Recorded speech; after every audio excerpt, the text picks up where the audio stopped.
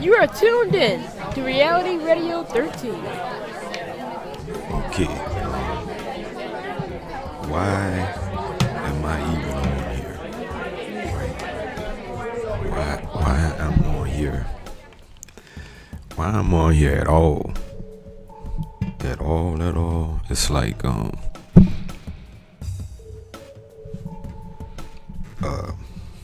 well, I think the title of this will be Change the Narrative. So in generally speaking, all the way across the board, that's a good portion of the reason why I'm on here. As far as me speaking, it's reality radio 13 talks is concerned. It's just that we need positive voices speaking on our behalf, speaking positive things about us, and not for so long they control the complete narrative, the media. You always have your Louisiana weeklies and local black newspapers.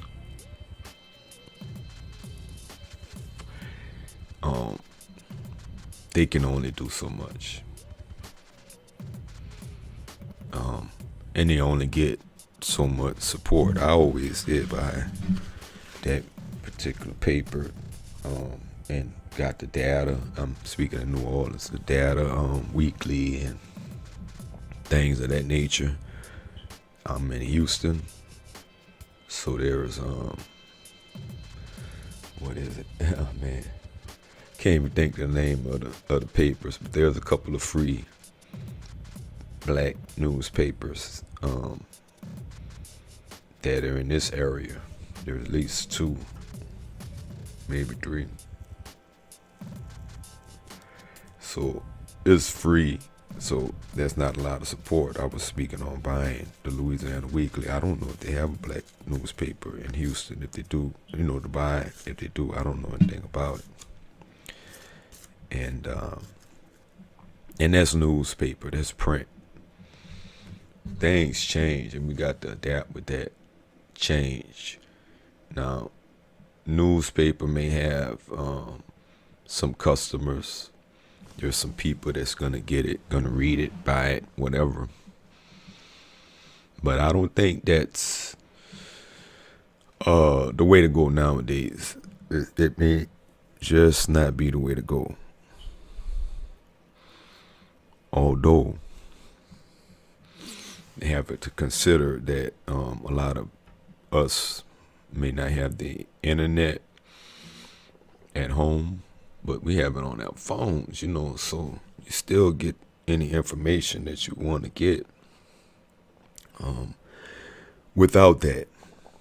So why am I even talking about all that? I'm just saying that we just got to adapt and change and realize that this is here.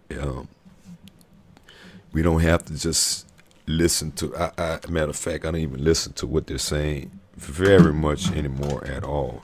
I don't even want their perspective. I don't want their narrative, their rhetoric, their whatever. I want to hear us, black people, black voices, or white people that's speaking up, speaking the truth, not my truth, the truth. It just is what it is, man. And I'm me personally, I'm just so tired of them changing that and this thing playing out like a sick movie. It's just like personal relationships in my life, the macro, the micro type thing. I talk about that. It's a micro of the macro.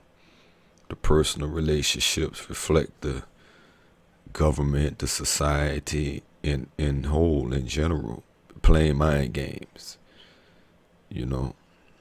and the ability to get away with it.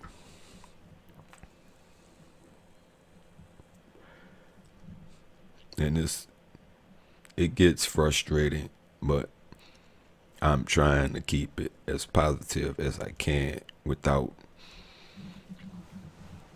not um everybody. I study a lot, I read a lot, I've learned a lot, and I see that like everybody's not doesn't have the time to do it, and even if they have the time, they're not taking the time to do it. The average person. So people are catching up and learning things, as I can see, but we just got to learn faster and look at the big picture. And the big picture is the whole system is structured around not, well, keeping us down keeps them employed and making money. So it may not only be about that. And it's racial because we're easy target. It's racial because it's racial, but at the end of the day, they actually discriminate and do dirty things against everybody. There's really not any exceptions. We get it the worst, We definitely get it the worst. There's no denying that. You have to open your eyes and see the big picture. And they're not just the whole thing with being a slave or a descendant of a slave, released from slavery.